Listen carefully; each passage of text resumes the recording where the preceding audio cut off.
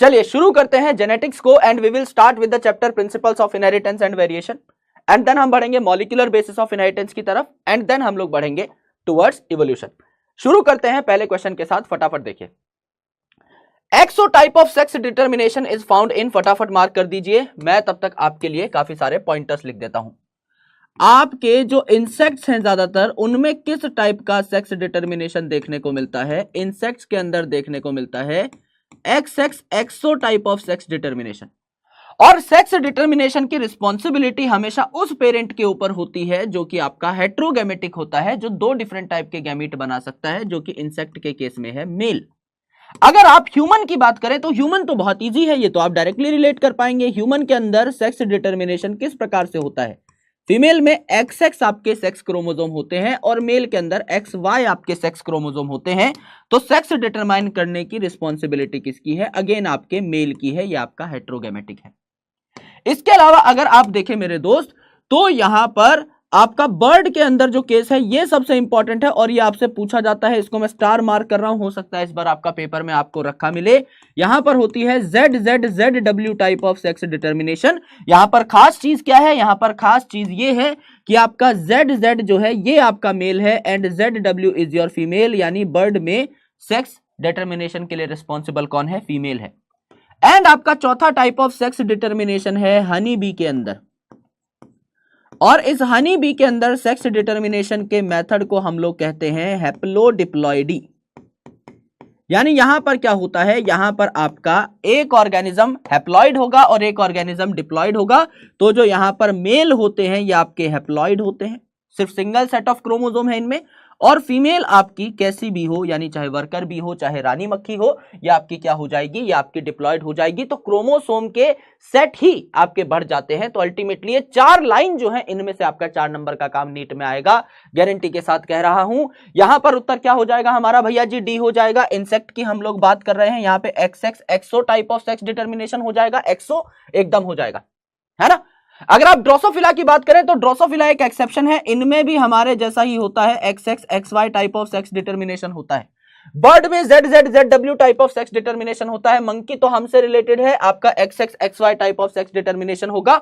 उत्तर है हमारा डी, तो डी हम लोग देख लेते हैं। लगभग 90% लोगों ने सही कर दिया है, बहुत शानदार आप लोगों का यहां पर प्रदर्शन है इस क्वेश्चन में। अगले क्वेश्चन पे बढ़ते हैं। Given below are 2 statement, statement 1 and 2 पढ़ने में ही टाइम लग जाएगा इतना, तो फटाफट आप तब तक पोल ही मार्क कर दो। स्टेटमेंट 1 कहती है कि मेंडल साहब ने 7 pair of contrasting trait in P plants के बारे में पढ़ाई की थी लॉ ऑफ इनहेरिटेंस देने के लिए। 7 पेयर ऑफ कॉन्ट्रास्टिंग ट्रेट, है ना। ट्रेट कितने थे? यहां पर 14 थे, और 14 को हम लोग क्या कह सकते हैं? 7 पेयर भी तो कह सकते हैं, एक ही बात है भाई। 14 को क्या कह सकते हो आप? 7 पेयर्स कह सकते हो, एक ही बात है। कैरेक्टर 7 थे लेकिन ट्रेट तो 14 थे ना। जैसे आप यहां पर देखें तो कैरेक्टर 7 थे। जैसे पहला कैरेक्टर आपका क्या हो गया? पहला कैरेक्टर आपका हो गया सीड शेप, तो इसके 2 ट्रेट आएंगे। सीड शेप में आपका गोल भी हो सकता है, रिंकल्ड भी हो सकता है। अगर आप कलर की बात करें सीड की, येलो हो सकता है, ग्रीन हो सकता है, फ्लावर कलर वॉयलेट हो सकता है, व्हाइट हो सकता है। पॉड शेप आपकी इन्फ्लेटेड हो सकती है, कॉन्स्ट्रिक्टेड हो सकती है। पॉड का कलर आपका येलो हो सकता है, ग्रीन हो सकता है। फ्लावर की पोजीशन एक्सियल टर्मिनल हो सकती है। स्टेम की हाइट आपकी टॉल और ड्वार्फ हो सकती है। यानी अगर आप देखें तो मेंडल साहब ने कैरेक्टर कितने स्टडी किए?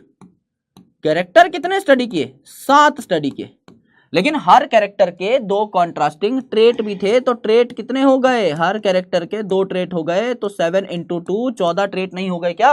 एकदम हो गए। तो दोनों बातें आपकी करेक्ट है, एकदम सही है। Both statements are correct, both statements are correct, 1 and 2 are correct. तो उत्तर क्या हो जाएगा? उत्तर आपका ऑप्शन 2 हो जाना चाहिए। उत्तर आपका ऑप्शन बी हो जाना चाहिए, एकदम हो जाना चाहिए। फटाफट मार्क कर दीजिए। अरे यार डी इतने लोग क्यों मार्क कर रहे हैं? Statement 1 is correct but 2 is incorrect. 2 incorrect कैसे हो सकती है? 7 characters examined bye Mendel in his experiments. सातों के सातों कैरेक्टर हम लोगों ने मार्क किए हैं, बकायदा उनके ट्रेट्स को समझा है। सो इट्स नॉट पॉसिबल कि आपका बी गलत हो जाए किसी भी एंगल से। एनसीईआरटी के पूरे टेबल को लाइन की फॉर्मेट में दिया है, सातों के सातों कैरेक्टर एक लाइन में लिख दिए हैं। दोनों की दोनों बातें एकदम करेक्ट है दोस्त, कोई यहां पर गड़बड़ी नहीं है। आगे देखिए, Which of the following occurs due to presence of autosomal linked dominant trait? पूरी एनसीईआरटी के अंदर एक ही ऐसी बीमारी है जो ऑटोसोमल डोमिनेंट है। अदरवाइज आपके सिलेबस में सारी की सारी बीमारियां रिसेसिव हैं, चाहे ऑटोसोमल रिसेसिव हो चाहे सेक्स लिंक्ड रिसेसिव हो। एक बीमारी ऑटोसोमल डोमिनेंट है और वो भी आपके सिलेबस में नहीं है, वो भी आपकी एक डायग्राम एक पेडिग्री के नीचे लिगेंड में दे रखी है एनसीईआरटी में, जिसका आपको नाम याद करना होता है, जो कि क्या है आपकी मायोटोनिक डायस्ट्रोफी, आपकी ऑटोसोमल डोमिनेंट डिजीज है या अकेली डोमिनेंट डिजीज है आपकी पूरी एनसीईआरटी में जो दी हुई है, राइट। इसके अलावा अगर आप देखें तो सेक्स लिंक्ड रिसेसिव बीमारियां कौन सी हैं? सेक्स लिंक्ड रिसेसिव आपकी बीमारियां कौन सी हैं? आपकी CH यानी आपकी colour blindness and your haemophilia. Colour blindness and haemophilia ये आपकी एक्स लिंक्ड रिसेसिव बीमारियां हैं। और इनके अलावा जितनी भी और बीमारी आपके सिलेबस में है वो सारी की सारी रिसेसिव हैं as I said, but sex linked नहीं होंगी, एक्स लिंक्ड नहीं होंगी, तो क्या होंगी? ऑटोसोमल रिसेसिव होंगी।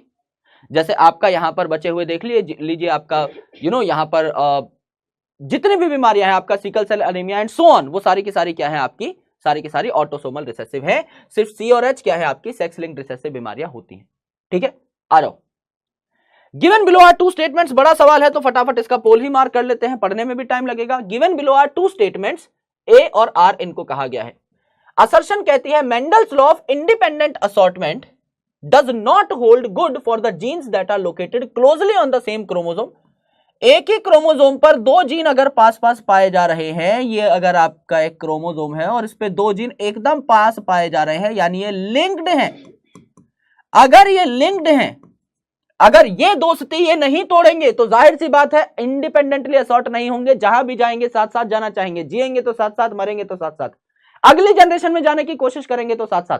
यानी यहां पर इंडिपेंडेंट असॉर्टमेंट फेल हो जाता है। असॉर्टमेंट मतलब सॉर्ट हो जाना, सेपरेट हो जाना, तो यहां पर ये सेपरेट नहीं होंगे क्योंकि ये लिंक्ड है, तो यहां पर फेल हो जाता है मेंडल का लॉ। तो इंडिपेंडेंट असॉर्टमेंट जो है फेल हो जाती है लिंकेज के मामले में, एकदम सही बात है।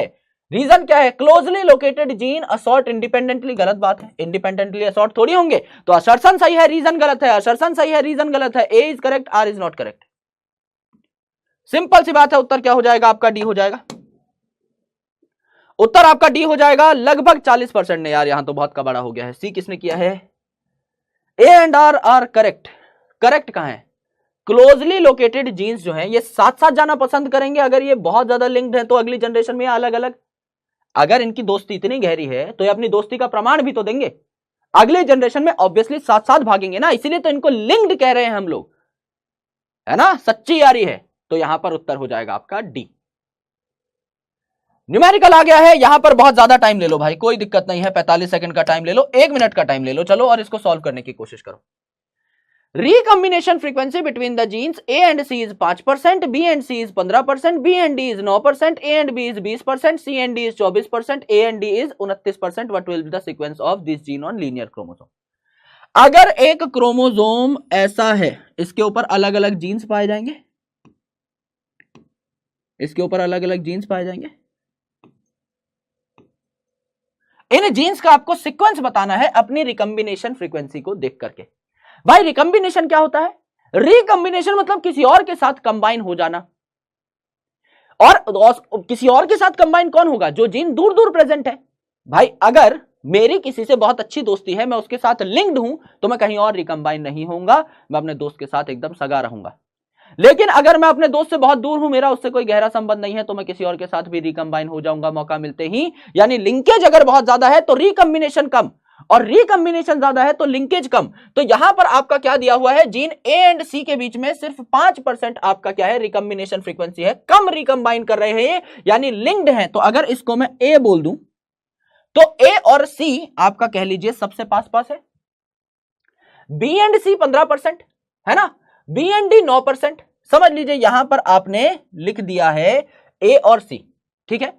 अब आप देखिए ए और बी कितनी दूर है? ए और बी आपका 20% दूर है, यानी इस सी से तो दूर ही है आपका बी, है ना। रिकम्बिनेशन फ्रीक्वेंसी अच्छी खासी है तो इस सी से तो दूर ही होगा। तो आप यहां पर जस्ट फॉर रेफरेंस अभी के लिए लिख लीजिए कि आपका बी है। तो यहां पर ए और सी के बीच में कितनी रिकम्बिनेशन फ्रीक्वेंसी है? 5%। और ए और बी के बीच में कितनी रिकम्बिनेशन फ्रीक्वेंसी है? 15%, इसीलिए थोड़ा दूर प्रेजेंट है। और देख लीजिए ए के अलावा और किसके साथ ए और डी की जो दोस्ती है ये आपकी क्या है, ए और डी की जो दोस्ती है ये आपकी कितनी है 29% के आसपास है। ठीक है, रेफरेंस के लिए समझ लीजिए।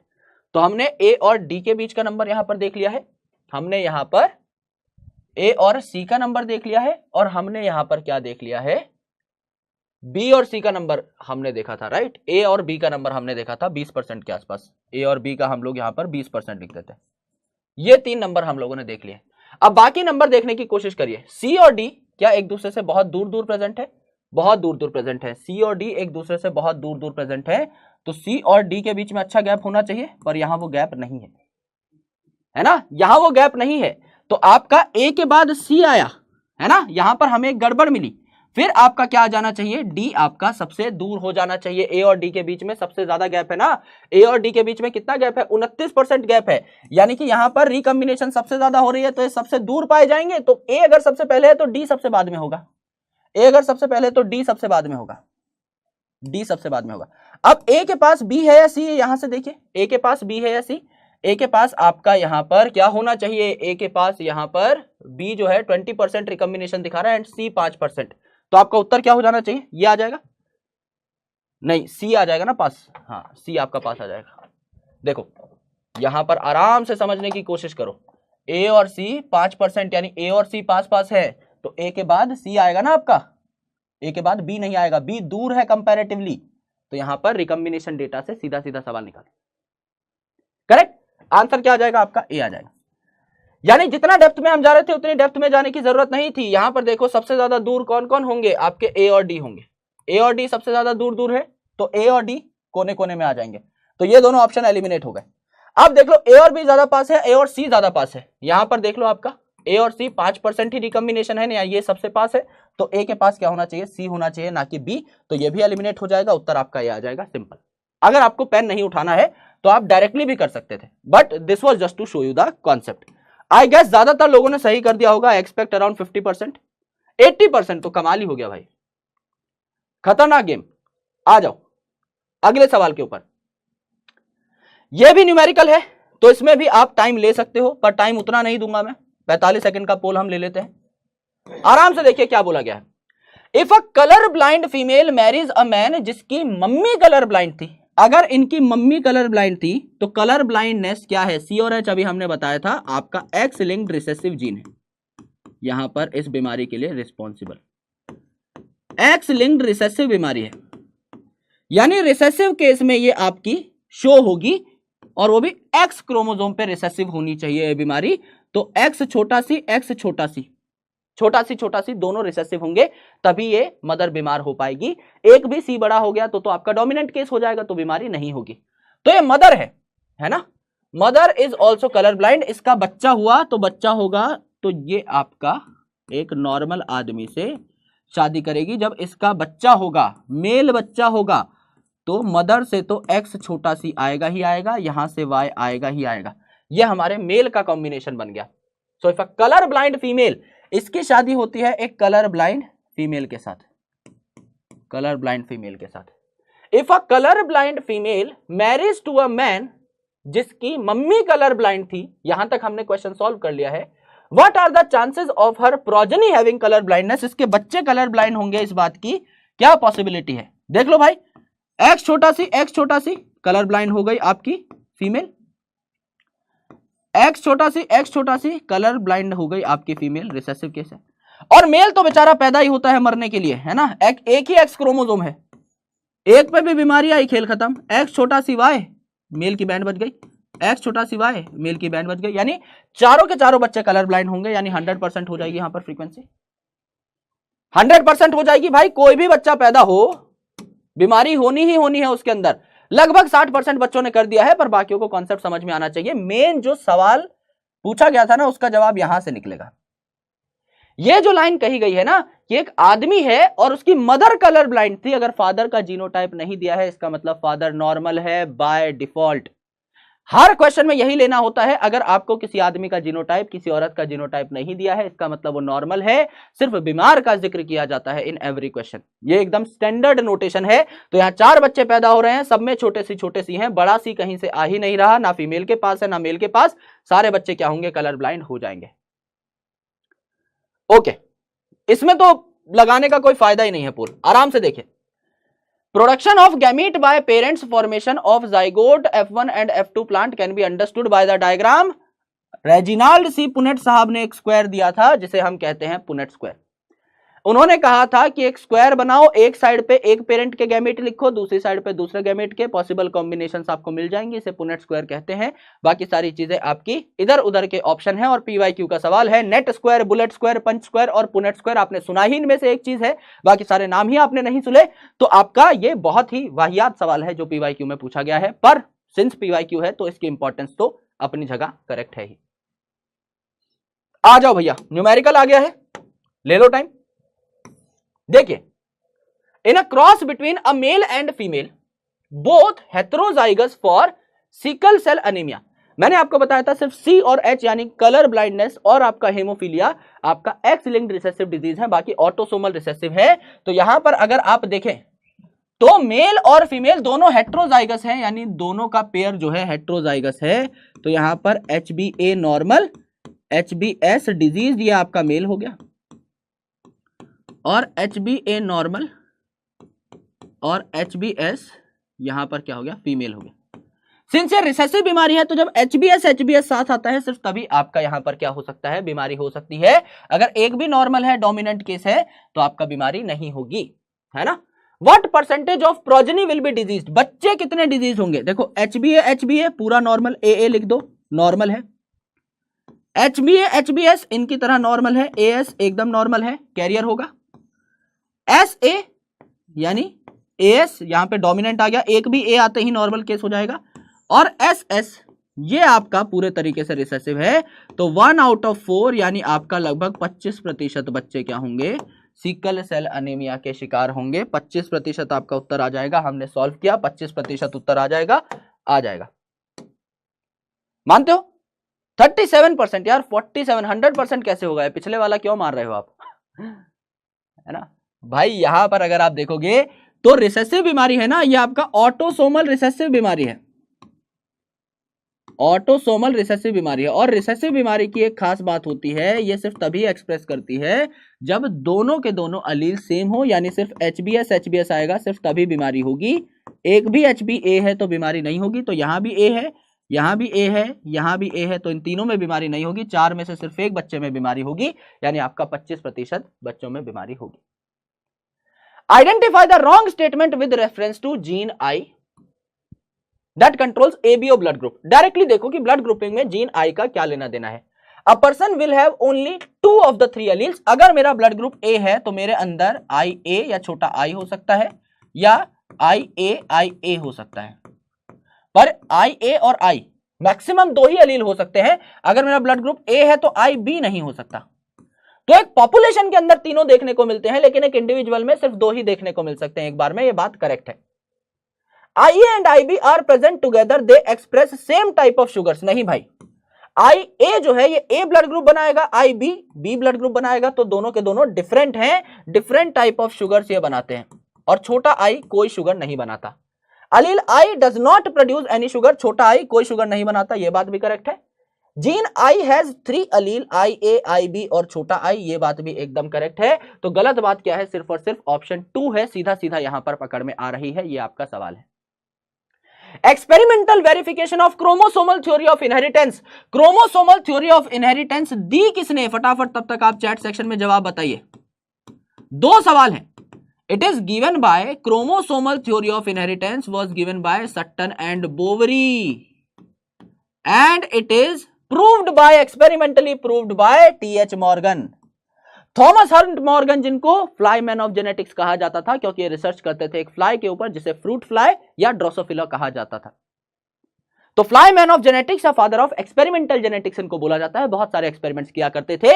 And chromosomal theory of inheritance, यानी इनहेरिटेंस कैरेक्टर्स अगले जनरेशन में कैसे जाते हैं, क्रोमोसोम नाम की गड्डी में बैठ करके जाते हैं। यह बात सट्टन और बोवरी साहब ने कही थी। तो उत्तर यहां पर क्या आ जाएगा 3। लेकिन यह स्टेटमेंट भी आपको याद रखनी है कि दी किन्होंने थी, क्रोमोसोमल थ्योरी सट्टन एंड बोवरी ने दी थी।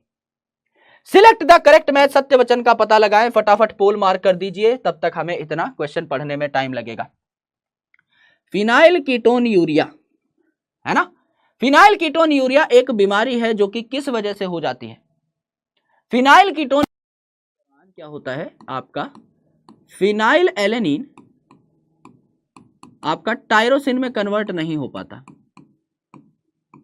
Phenyl alanine can't convert into tyrosine, क्योंकि फिनाइल एलेनिन हाइड्रोक्सिलेज नाम का एंजाइम यहां पर डेफिशिएंट हो जाता है। राइट, एक सेकेंड, है ना, फिनाइल एलेनिन हाइड्रोक्सिलेज नाम का एंजाइम यहां पर डेफिशिएंट हो जाता है। तो क्या ये डोमिनेंट बीमारी है? डोमिनेंट हमारे सिलेबस में एक ही नाम था, मायोटोनिक डायस्ट्रोफी, तो ये बात गलत हो गई। Sickle cell anaemia autosomal recessive बीमारी है, रिसेसिव बीमारी है। थैलेसीमिया एक्स लिंक्ड है, एक्स लिंक्ड रिसेसिव आपको सिर्फ 2 बीमारियां बताई, सीएच यानी कलर ब्लाइंडनेस और हेमोफीलिया, तो थैलेसीमिया नहीं होगी। हेमोफीलिया वाई लिंक्ड है, एक्स लिंक्ड रिसेसिव अभी बताई थी, तो ये भी नहीं है। तो उत्तर क्या हो जाता है, इनमें से सबसे सटीक उत्तर क्या हो जाएगा आपका, ऑप्शन 2 हो जाएगा। बाकी सारी बातें आपकी क्या है, गलत है। तो हम लगा देते हैं ऑप्शन बी पे ताला। लगभग 43% लोगों ने सही कर दिया है, 46% लोगों ने बोला है 3। भाई थैलेसीमिया जो है एक्स लिंक्ड कब से हो गई, ऑटोसोमल रिसेसिव है। मैंने क्या बोला, आपके सिलेबस में जितने भी है सिर्फ सीएच यानी कि कलर ब्लाइंडनेस और हेमोफीलिया आपकी एक्स लिंक्ड रिसेसिव है, बाकी जितनी है सारी ऑटोसोमल रिसेसिव है। सिर्फ आपका एक नाम आता है मायोटोनिक डायस्ट्रोफी पेडिग्री एनालिसिस में, जो कि डोमिनेंट डिजीज है। उत्तर आपका आ जाएगा 2। अगला सवाल देखिए, how many true breeding pea plant varieties did Mendel select as pairs which were similar except in one character with contrasting trait. कितनी ट्रू ब्रीडिंग वैरायटीज बनाई थी? अब मेंडल साहब ने क्या लिए थे, 7 कैरेक्टर्स लिए थे कंसिडरेशन में। अभी मैंने आपको बताया 7 कैरेक्टर्स लिए थे। तो 7 कैरेक्टर्स में से समझ लीजिए एक कैरेक्टर था आपका हाइट। तो हाइट में इन्होंने 2 ट्रू ब्रीडिंग प्लांट बनाए, एक तो आपका कंप्लीट टॉल, एक आपका complete dwarf. Similarly seed colour में इन्होंने 2 आपके वेरिएंट्स बनाए, 2 आपके ट्रू ब्रीडिंग प्लांट्स बनाए, एक आपका एकदम डोमिनेंट येलो सीड, एक आपका ग्रीन सीड। इसी प्रकार से हर कैरेक्टर के लिए 2-2 प्योर लाइंस इन्होंने बनाई। तो 7 कैरेक्टर के लिए कितनी प्योर लाइंस बनी, इंटू 2 कर दो, आपकी 14 प्योर लाइंस नहीं बनी क्या, बनी। तो कितनी प्योर लाइंस बनी आपकी, 14 प्योर लाइन बन गई। बाकी तो ऑप्शंस का कोई लेना देना है ही नहीं, 2, 8, 4 कंफ्यूजन के लिए कुछ नहीं है। कंफ्यूजन सिर्फ तब हो सकती थी जब 7 लिखा होता है यहाँ पे, जो कि ऑप्शन नहीं है। तो अल्टीमेटली सारे के सारे बच्चे सही बता रहे हैं, answer would be 40। Chromosomal theory of inheritance दी किसने, अभी बात हुई थी सट्टन एंड बोवरी ने क्रोमोसोमल थ्योरी ऑफ इनहेरिटेंस दी थी। इसका एक्सपेरिमेंटल प्रूफ किन्होंने दिया था, प्रूव किन्होंने किया था, क्रोमोसोमल थ्योरी ऑफ इनहेरिटेंस को मॉर्गन साहब ने प्रूफ किया था। Correct. Best example of pleiotropy, what is pleiotropy, पहले आपको यह पता होना चाहिए। बेस्ट एग्जांपल ऑफ प्लियोट्रॉपी है ना, एक ऐसी जगह है ना, एक ऐसा एग्जांपल। प्लियोट्रॉपी क्या होता है, जब एक जीन एक से ज्यादा एक्सप्रेशन को कंट्रोल कर रहा हो, when one gene controls many expressions. जब एक जीन एक से ज्यादा एक्सप्रेशंस को कंट्रोल कर रहा हो, यानी कई चीजों को अफेक्ट कर रहा हो, इसे हम क्या कहते हैं, प्लियोट्रॉपी कहते हैं। जैसे आपका फिनाइल कीटोन यूरिया एकदम सही हो जाएगा। फिनाइल कीटोन यूरिया क्या करता है बेसिकली, ये आपको मेंटली रिटार्ड करता है। अगर ये बीमारी हो जाती है तो आप मेंटली रिटार्ड हो जाते हो, तो मेंटल रिटार्डेशन के लिए भी आपका फिनाइल कीटोन यूरिया एकदम ऑप्ट है। इसके अलावा ये आपकी स्किन पिगमेंटेशन को भी कम कर देता है, स्किन एंड हेयर पिगमेंटेशन को भी कम कर देता है। तो आपका बीमारी एक है, लेकिन मेरे दोस्त कई चीजों को हैम्पर कर रही है ना, तो फिनाइल कीटोन यूरिया आपका इसका एग्जाम्पल हो जाता है, किसका, प्लियोट्रॉपी का, है ना। कलर ब्लाइंडनेस ऐसा कुछ नहीं करता, एबीओ ब्लड ग्रुपिंग ऐसा कुछ नहीं करता, सिर्फ ब्लड ग्रुप को ही संभालता है, स्किन कलर ऐसा कुछ नहीं करता, सब एक एक काम करते हैं, लेकिन अल्टीमेटली फिनाइल कीटोन यूरिया कई चीजों को हैम्पर करता है, इसके अलावा भी और चीजों को हैम्पर करता है, राइट। तो it is pleiotropy. What map unit in centimorgan, Morgan साहब ने आपका क्रोमोसोमल थ्योरी ऑफ इनहेरिटेंस का टीएच मॉर्गन साहब ने एक्सपेरिमेंटल प्रूफ दिया था। तो इन्होंने खुद की एक यूनिट बनाई लिंकेज को नापने के लिए, जिसको इन्होंने कहा सेंटीमीटर की जगह सेंटीमॉर्गन। खुद की एक क्रोमोसोमल यूनिट इन्होंने बनाई। इन्होंने क्या कहा, एक सेंटीमॉर्गन क्या है, a unit distance between two expressed gene representing 10% crossover, representing 100% crossover, representing 1% crossover या 50% क्रॉसओवर। यानी एक क्रोमोसोम है, एक क्रोमोसोम पर दो जो जीन है ये बहुत पास पास प्रेजेंट है, इतने पास पास प्रेजेंट है कि ये हमेशा लिंक्ड रहते हैं। इनका क्रॉसिंग ओवर करने का चांस, रिकॉम्बिनेशन करने का चांस एकदम कम है। यानी इनकी रिकॉम्बिनेशन फ्रीक्वेंसी सिर्फ 1% है, बहुत कम चांस है कि ये रिकॉम्बाइन करें, ये तो साथ साथ रहना पसंद करते हैं। तो ये जो दो जीन्स हैं इनके बीच का डिस्टेंस क्या हो गया, 1 सेंटीमॉर्गन हो गया। जब इनकी रिकंबाइन करने के चांसेस सिर्फ और सिर्फ 1% है, इतने पास पास जब जीन प्रेजेंट हो तो इनके बीच के डिस्टेंस को 1 सेंटीमॉर्गन कहा जाता है। ये मॉर्गन साहब की खुद की यूनिट थी। What is the genetic disorder in which an individual has an overall masculine development. Overall masculine development है, यानी ओवरऑल मर्द है लेकिन गायनेकोमेशिया हो गया है और स्टेराइल है, यानी बच्चे पैदा नहीं कर सकता। और गायनेकोमेशिया यानी एबनॉर्मल ब्रेस्ट डेवलपमेंट हो गई है, यानी है पूरा का पूरा आदमी लेकिन ब्रेस्ट डेवलपमेंट हो चुकी है, जिसको गायनेकोमेशिया कहते हैं। तो ये कंडीशन कहां देखने को मिलती है, ये कंडीशन आपकी कहलाती है लाइनफेल्टर सिंड्रोम। इन दोनों में से एक सवाल पूछा जाएगा, लाइनफेल्टर सिंड्रोम क्या है। लाइनफेल्टर सिंड्रोम क्या है, एक मेल है उसमें 44 ऑटोसोम होंगे, उसके अलावा XY कंडीशन होती है, यहां पे एक X क्रोमोसोम ज्यादा है, XXY, यानी टोटल 46 की जगह 47 क्रोमोसोम हो गए हैं। ये कंडीशन देखने को मिलती है किसमें, मेल में। और यहां पर एक X क्रोमोसोम ज्यादा है तो X रिप्रेजेंट करता है फीमेल को, तो अल्टीमेटली यहां पर मेल जो है ये फीमेल लाइक होने लगता है। दूसरा होता है आपका टर्नर सिंड्रोम। टर्नर सिंड्रोम ये किसमें होगा भैया जी, टर्नर सिंड्रोम आपका किसमें होता है, ये आपका फीमेल में होता है। यहां पर फीमेल में क्या हो जाता है, 44 प्लस XX होना चाहिए, यहां पर एक X क्रोमोसोम कम हो जाता है, यानी यहां पर टोटल 45 क्रोमोसोम ही होते हैं, एक X क्रोमोसोम कम हो जाता है। इसकी वजह से फीमेल में एक X क्रोमोसोम कम हो गया तो female will become less female. Female के खुद के फीमेल जैसे गुण नहीं रहेंगे, वो आपकी स्टेराइल होने लग पड़ेगी। एंड इसके अलावा आपका होता है down syndrome. Down syndrome, down syndrome को क्या कहा जाता है, डाउन सिंड्रोम को कहा जाता है 21st ट्राइसोमी। हमें पता है कि हमारे पास हर क्रोमोसोम की 2 कॉपी है। क्रोमोसोम नंबर 1 की 2 कॉपी है, एक मम्मी से आई एक पापा से। क्रोमोसोम नंबर 2 की 2 कॉपी है, एक मम्मी से आई एक पापा से। यहां पे 21st क्रोमोसोम की 3 कॉपी है ट्राइसोमी, तो एक एक्स्ट्रा क्रोमोसोम यहां पर होता है। तो ओवरऑल सारे के सारे क्रोमोसोम यहां पर हैं, एक एक्स्ट्रा क्रोमोसोम यहां पर ज्यादा है, 21st क्रोमोसोम की 3 कॉपी है, तो इसे डाउन सिंड्रोम कहा जाता है। तो उत्तर यहां पर क्या हो जाएगा, लाइनफेल्टर सिंड्रोम हो जाएगा, लाइनफेल्टर सिंड्रोम हो जाएगा इस क्वेश्चन के हिसाब से। और बाकी 2 चीजें हमें आगे हेल्प कर रही होंगी to solve more questions. The frequency of recombination between gene pairs on the same chromosome as a measure of distance between genes by explained by. यानी एक जो क्रोमोसोम है इस पे जीन्स कितने पास पास या कितने दूर दूर प्रेजेंट हैं, ये बात किन्होंने बताई। यानी क्वेश्चन को इजी कर देता हूं, क्रोमोसोम पे जीन्स किस सीक्वेंस में प्रेजेंट हैं, यानी जेनेटिक मैप का कॉन्सेप्ट किन्होंने दिया, आपका एल्फ्रेड स्टूर्टेवेंट साहब ने दिया। एल्फ्रेड स्टूर्टेवेंट साहब ने बताया कि यार जब हमें पता ही है कि एक क्रोमोसोम पे जो एकदम लिंक्ड जीन्स हैं ये पास पास होंगे, इनमें कम क्रॉसिंग ओवर होगी, कम रिकॉम्बिनेशन होगा, और जो दूर दूर है इनमें ज्यादा रिकॉम्बिनेशन होगा, तो रिकॉम्बिनेशन फ्रीक्वेंसी को काउंट करके, रिकॉम्बिनेशन कितनी प्रोबेबिलिटी में हो रही है ये काउंट करके मैं पता लगा सकता हूं कि कौन से जीन्स पास पास हैं, कौन से दूर दूर है, और मैं इनका एक सीक्वेंस बता सकता हूं, एक क्रोमोसोम पे कौन पहले आता है कौन बाद में, जो हमने अभी थोड़ी देर पहले एक न्यूमेरिकल में भी देखा था। वो पूरा का पूरा कच्चा चिट्ठा किन्होंने बताया था हमको, एल्फ्रेड स्टूर्टेवेंट साहब ने बताया था। जेनेटिक मैप का या लिंकेज मैप कह लीजिए यहां पर, क्योंकि कौन कितना लिंक्ड है, कौन कितना रिकंबाइन कर रहा है, उसकी फ्रीक्वेंसी को इन्होंने एनालाइज करके मैप बनाए। तो ये बात स्टूर्टेवेंट साहब ने हमें बताई। एंटीरेहिनियम मेजस, जिसको स्नैप ड्रैगन फ्लावर कहा जाता है, इसमें a red flower was crossed with a white flower. तो यहां इनकम्प्लीट डोमिनेंस होती है, तो ना रेड रहता है बच्चा, ना व्हाइट रहता है, क्या बन जाता है, F1 जनरेशन पिंक बन जाती है। करेक्ट है। When pink flowers were selved मतलब दोनों पिंक फ्लावर्स साथ में मर्ज करा दिए गए, तो F2 generation shows white, red and pink flower.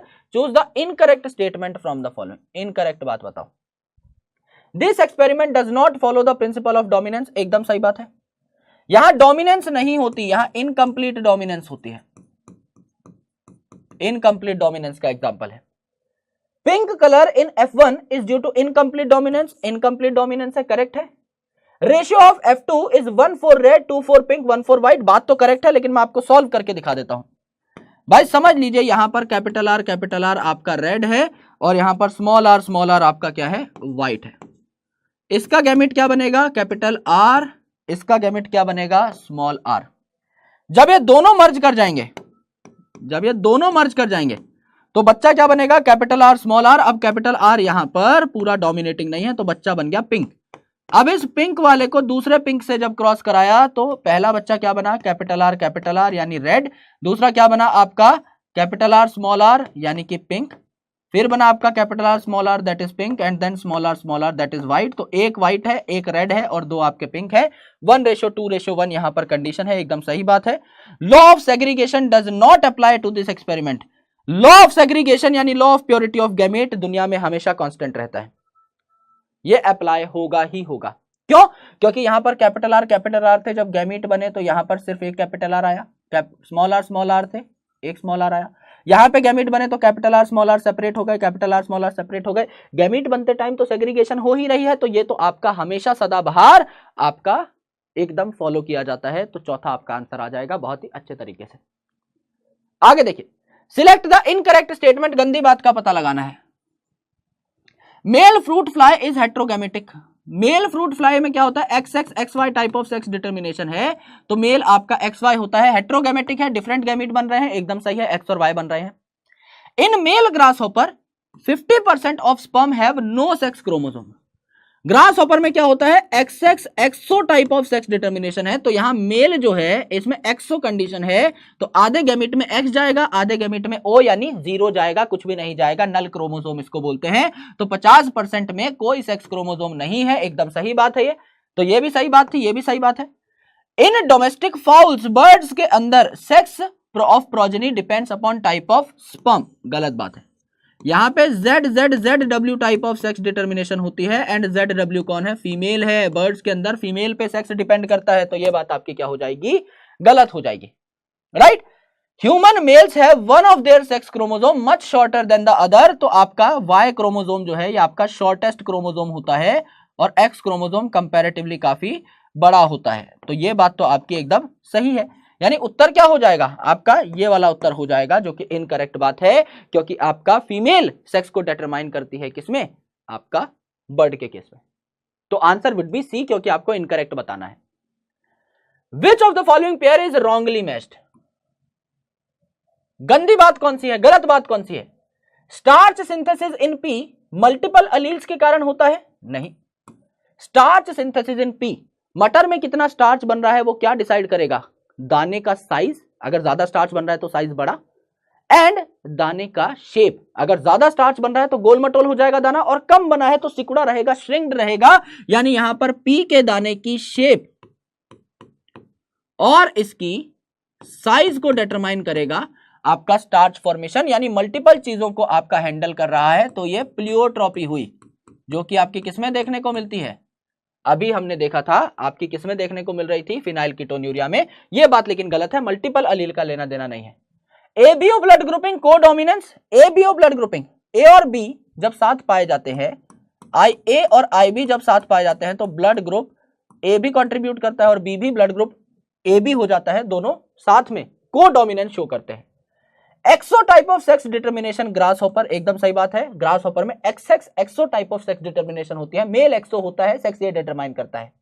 TH Morgan linkage से रिलेटेड है ना। TH मॉर्गन साहब ने आपका लिंकेज पे काम किया था, एकदम सही बात है। Which of the following pairs is wrongly matched, तो स्टार सिंथेसिस और मल्टीपल अलील ये आपका पहले ही रॉन्ग मिल गया था, तो आंसर क्या हो जाएगा आपका, ये आंसर हो जाएगा, है ना, ये आंसर हो जाएगा 1। विच of the following characteristic represent inheritance of blood group in human. Blood group के लिए कौन कौन सी चीजें सही हैं, फटाफट मार्क कर दीजिए। मैं आपके लिए काम करता हूं, पोल लगा देता हूं, आराम से देखिए। विच of the following characteristic represent inheritance of blood group. Dominance होगा यहां पर, अगर आई ए के साथ छोटा आई प्रेजेंट है तो आई ए डोमिनेंट है, ए होगा ब्लड ग्रुप। आई बी के साथ छोटा आई प्रेजेंट है तो आई बी डोमिनेंट होगा, बी होगा ब्लड ग्रुप। और आई ए के साथ आई बी है तो दोनों आपके डोमिनेटिंग होंगे, को डोमिनेंस दिखाएंगे, दोनों आपके डोमिनेटिंग होंगे तो आपका ए बी होगा ब्लड ग्रुप। तो डोमिनेंस भी शो करता है, को डोमिनेंस भी शो करता है। मल्टीपल डोमिनेंस कुछ भी बना रखा है। और देख लो, इनकंप्लीट डोमिनेंस तो बिल्कुल नहीं होगा, डी तो एलिमिनेट कर दो। पॉलीजेनिक इनहेरिटेंस, पॉलीजेनिक इनहेरिटेंस, क्या मल्टीपल जीन्स यहां पर कंट्रीब्यूट करते हैं, एक ही जीन के मल्टीपल अलील है, ये मल्टीपल जीन नहीं है। पॉलीजेनिक मतलब मल्टीपल जीन किसी कैरेक्टर को आपका केटर कर रहे हो। जैसे हमारा स्किन कलर, एक जीन के बस की बात नहीं है हमको स्किन कलर देना। फेयर एंड लवली की पट्टी देखिए, टक टक टक टक टक टक टक, मल्टीपल जीन्स कंट्रीब्यूट करते हैं। जैसे ए बी सी जीन का एग्जांपल ले रखा है हम लोगों ने कहा एनसीईआरटी के अंदर। तो मल्टीपल जीन सेम काम कर रहे होते हैं। हमारी हाइट जो है ग्रेडियंट है इसमें, ऐसा नहीं है कि मटर की तरह अगर छोटे होंगे हम तो आधे से 1 फुट के होंगे और बड़े होंगे तो 6 से 7 फुट के होंगे, नहीं, एक पूरा ग्रेडियंट है। 5-7 के भी लोग हैं, 5-8 के भी, 5-7 और 8 के बीच में भी कई हाइट है, हम राउंड ऑफ करके बताते हैं। तो उत्तर आपका क्या हो जाएगा दोस्त, उत्तर क्या हो जाएगा आपका यहां पर, पॉलीजेनिक इनहेरिटेंस और इनकंप्लीट डोमिनेंट, डी और ई तो गायब कर दो। उत्तर क्या हो जाएगा, एबीसी, मल्टीपल डोमिनेंस यानी मल्टीपल लोग डोमिनेट कर पा रहे हैं, आईए आई बी दोनों कर जाएंगे यार, ऑब्वियसली उत्तर क्या हो जाएगा आपका 2 हो जाना चाहिए, 2 हो जाना चाहिए। पर जबरदस्ती का बनाया हुआ मल्टीपल डोमिनेंस जैसी कोई चीज होती नहीं है, पर हाँ आप दे दिया है तो इतना तो इंग्लिश हमको आना चाहिए। ए कई लोगों ने गलत कर दिया है यार, ई पॉलीजेनिक इनहेरिटेंस नहीं हो सकता, मल्टीपल अलीलिज्म हो सकता है, ये आप कह सकते हो। एफ अगर आप देखते मल्टीपल अलीलिज्म की एक ही जीन के मल्टीपल अलील्स हैं तो यहां 2 की जगह 3 अलील्स है, तो मल्टीपल अलीलिज्म यहां कर सकते थे, यह मैं मान सकता हूं। पॉलीजेनिक इनहेरिटेंस यहां पर नहीं। उत्तर क्या हो जाएगा आपका, इनमें से सबसे अप्रोप्रिएट उत्तर क्या है आपका, बी है। आगे देखिए, a women has X linked condition on one of her X chromosome, this chromosome can be inherited by, ठीक है, आराम से देखिए। A woman has X linked condition on one of her X chromosome, यानी X, एक X बीमार है, एक X आपका ठीक है ना। This chromosome can be inherited by, ये क्रोमोसोम कौन इनहेरिट करेगा, only daughters, only sons, only grandchildren, both son and daughter. देखिए यहां पर इस औरत की शादी करा दीजिए एक भोले भाले आदमी के साथ, क्योंकि आदमी आपका क्या दिखाया गया है, क्योंकि हम अपनी मर्जी का ले सकते हैं, तो हमने भोला भाला आदमी लिया है, कोई डिजीज नहीं बता रखी, तो नॉर्मल ही लेना होता है। तो एक्स सी एक्स यानी कि फीमेल यहां पर बीमार हो गई, एक्स सी वाई यानी मेल भी आपका बीमार हो गया, एक्स एक्स यानी फीमेल आपकी नॉर्मल निकल गई, एक्स वाई यानी मेल आपका नॉर्मल निकल गया। अब ये बीमारी जो है इस एक्स क्रोमोसोम में, ये मेल भी तो आगे भेज सकता है अपनी जनरेशन में, जब अगले बार ये गैमेट बनाएगा तो एक्सी और वाई गैमेट बनाएगा, और जब अगली बार फीमेल गैमेट बनाएगी तो एक्सी और एक्स गैमेट बनाएगी, यानी दोनों मेल और फीमेल भेज सकते हैं ना इस चीज को आगे, दोनों आपके मेल और फीमेल भेज सकते हैं ना इसको आगे, इसमें कोई रॉकेट साइंस तो है नहीं। उत्तर क्या आना चाहिए, डी आना चाहिए भाई, दोनों ही अगर बीमार हैं, दोनों के पास एक एक्सी है तो ये आगे भेज सकते हैं, कोई टेंशन उसमें है ही नहीं। तो both can send this to their next generation. Among the following character which one was not considered by Mendel in his experiments on peas. Stem की हाइट जो है आपकी टॉल या डॉर्फ हो सकती है, कंसिडर किया गया था, capital T small T. Trichome glandular non glandular consider नहीं किया था, सुना ही नहीं है इस पूरे चैप्टर में। सीड आपका ग्रीन और येलो हो सकते हैं, एकदम सही बात है। पॉड इन्फ्लेटेड कॉन्स्ट्रिक्टेड हो सकता है, एकदम सही बात है। उत्तर क्या हो जाएगा आपका 2 हो जाएगा, कुछ करना ही नहीं था। ग्लैंडुलर नॉन ग्लैंडुलर ट्राइकोम ये कहीं भी हमारा जिक्र नहीं आया है, ये कहां जिक्र आया था, एनाटॉमी में जिक्र आया था। A disease caused by an autosomal primary non-disjunction, फटाफट मार्क कर दो भाई, A disease caused by autosomal, उत्तर इससे निकलेगा। Autosomal primary non disjunction, chromosome ठीक से डिसजंक्शन नहीं हो पाए, सेपरेट नहीं हो पाए, तो 2 क्रोमोसोम साथ चिपके चिपके चले गए गैमीट के अंदर। ऑटोसोम की बात हो रही है। लाइनफेल्टर सिंड्रोम में एक एक्स क्रोमोसोम एक्स्ट्रा आ जाता है मेल में, टर्नर में एक एक्स क्रोमोसोम कम हो जाता है फीमेल में, तो इन दोनों में तो एक्स क्रोमोसोम का खेल है, तो ऑटोसोमल बात तो नहीं हो रही है। सिकल सेल एनीमिया कब होता है? जब आपका यहां पर ये आपकी एक तरीके से क्या है, पॉइंट म्यूटेशन के कारण होती है, जब आपका ग्लूटामिक एसिड की जगह वेलिन आ जाता है on 6th position of beta globin chain, है ना। हेमोग्लोबिन में 2 अल्फा 2 बीटा चेन्स होती हैं, तो यहां पर 6th position of beta globin chain में ग्लूटामिक एसिड की जगह जब वेलाइन आ जाए तो आपका सिकल सेल एनीमिया हो जाता है। डाउन सिंड्रोम क्या है? 21st ट्राइसोमी, यहां एक 21st क्रोमोसोम एक्स्ट्रा आ जाता है एक इंडिविजुअल के अंदर। तो फादर से क्या आना था? एक 21st क्रोमोसोम आना था, मदर से एक 21st क्रोमोसोम आना था। समझ लीजिए फादर के दोनों जो 21st क्रोमोसोम है वो चिपके रह गए, बाकी सारे सेपरेट हो गए 1 2 3 4 एंड सो ऑन। 21st वाले चिपके रह गए और वो आ गए गैमीट के अंदर, और फीमेल वाला जो 21st है वो आ गया, तो 3 21st हो गए।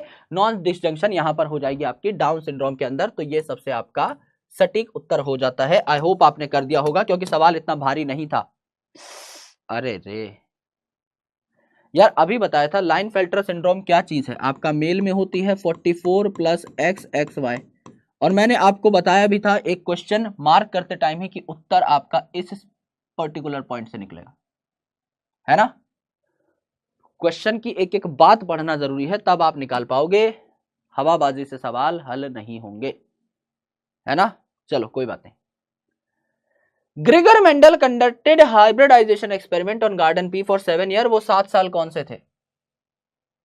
है ना, हमारे मेंडल साहब, ग्रिगर जोहन मेंडल साहब, जो कि एक चर्च में पादरी थे। इनको एक छोटा सा लैंड प्लॉट मिला हुआ था जिसके ऊपर ये क्या करते थे, मटर उगाया करते थे और हाइब्रिडाइजेशन एक्सपेरिमेंट्स किया करते थे, यानी मटर के आउटकम्स देखते थे कि कितने मटर में आपको पीले दाने मिले, कितनों में हरे दाने मिले, कितने टॉल मिले, कितने डॉर्फ मिले, कितनों में कंस्ट्रक्टेड पॉड मिले, कितनों में इन्फ्लेटेड पॉड मिले। तो इन्होंने कब से कब तक अपना काम शुरू किया, फटाफट बताइए भाई। ये नहीं हो सकता ना 1956 1963, इतने रिसेंट थोड़ी है मेंडल साहब, 1856 से 1863 होगा।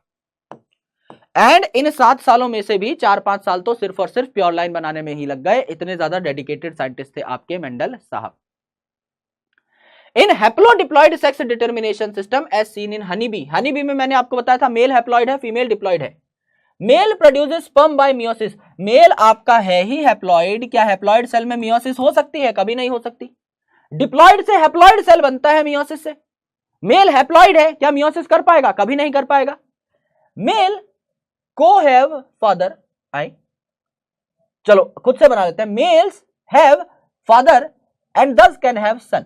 ये बात गलत है। यहां मेल जो है उसके पिताजी नहीं होते, नाना जी होते हैं, बेटा नहीं होता, दोता होता है ना। तो ये बात गलत है, उसका फादर और सन नहीं हो सकते। Unfertilised egg develops as male, egg जो है अनफर्टिलाइज्ड एग, फर्टिलाइज नहीं हुई यानी सिर्फ हैप्लॉइड एग जो है ये आपका हैप्लॉइड मेल बना लेती है पार्थेनोजेनेसिस से, बिना फर्टिलाइजेशन के। एकदम करेक्ट बात है, ऐसे आपका क्या बनता है, मेल बनता है, एकदम करेक्ट बात है, ठीक है। Females are mostly haploid, females are diploid, females diploid होती है, राइट। तो यहां पर आपकी सारी बातें गलत है, सिर्फ ये बात सही है, सी वाली आपकी बात सही है। तो अल्टीमेटली आंसर क्या आ जाएगा, सी आ जाएगा, बाकी सारी बातें गलत है। जैसे मैं आपको बनाकर दिखा देता हूं, आपको एक रेफरेंस दे देता हूं जिससे आपको आइडिया लग जाए।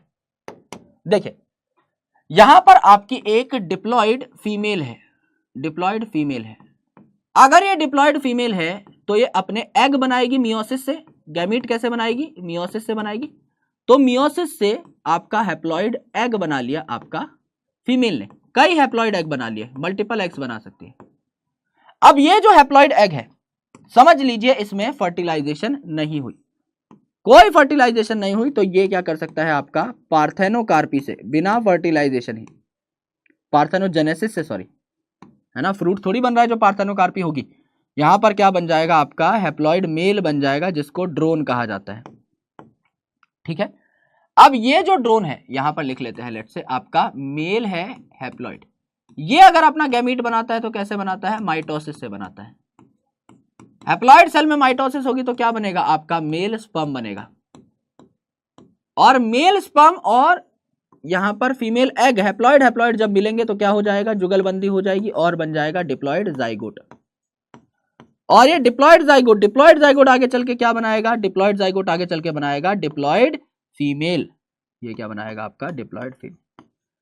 तो फीमेल बनती है आपकी क्या, फर्टिलाइजेशन से, जबकि मेल बनता है आपका पार्थेनोजेनेसिस से।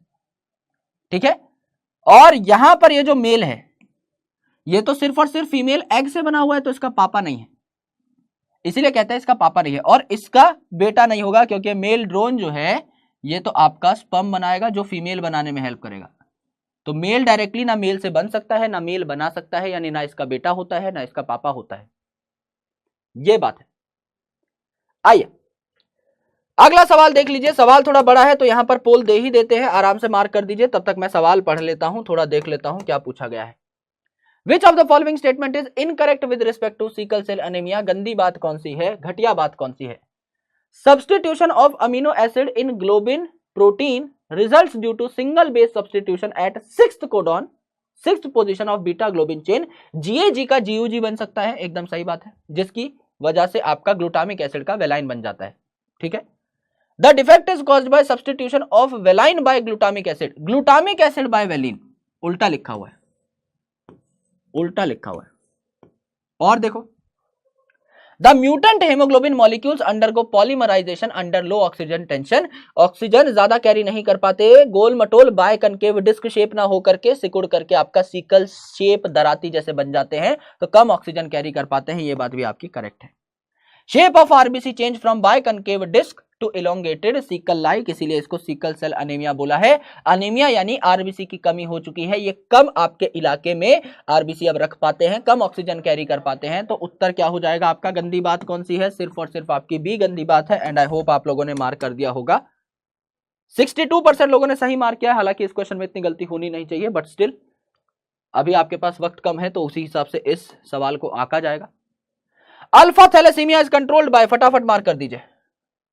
अल्फा थैलेसीमिया, अल्फा थैलेसीमिया, दो प्रकार का थैलेसीमिया होता है आपका, अल्फा थैलेसीमिया और बीटा थैलेसीमिया। हीमोग्लोबिन से रिलेटेड जीन होते हैं इनके ऊपर, तो बीटा थैलेसीमिया में कौन सा जीन होता है, हबीबी जीन होता है। और अल्फा थैलेसीमिया में क्या होता है, एचबी यानी हीमोग्लोबिन का ए जीन होता है, HbA1 एंड आपका HbA2, है ना। तो फीमेल का जो क्रोमोसोम है उसमें भी HbA1 होगा, HbA2 होगा, मेल का जो क्रोमोसोम है उसमें भी HbA1 और HbA2 होगा, यानी टोटल हमारे सेल में HbA1 दो होते हैं, HbA2 दो होते हैं, और HbB एक क्रोमोसोम पे होता है, फीमेल वाले पे, एक मेल वाले पे। अब ये एक मोटरसाइकिल मान लो, HbB, दो क्रोमोसोम पे एक एक HbB है। मोटरसाइकिल है, जैसे मोटरसाइकिल में दो टायर, वैसे हमारे सेल में दो HbB। एक HbB खराब हुआ तो दूसरा वाला थोड़ा थोड़ा ठीक ठाक काम कर लेगा, दोनों खराब हो गए तो एकदम ही कबाड़ा हो जाएगा। सिमिलरली यहां पर चार जीन है, दो HbA1 दो HbA2, एक खराब हो गया तो तीन टायरों पे गाड़ी चल जाएगी, दो खराब हुआ दो पे चलने की कोशिश करेगी, तीसरा खराब हुआ एक पे थोड़ा बहुत चलने की कोशिश करेगी, चौथा खराब हुआ ऐसी तैसी हो जाएगी, है ना।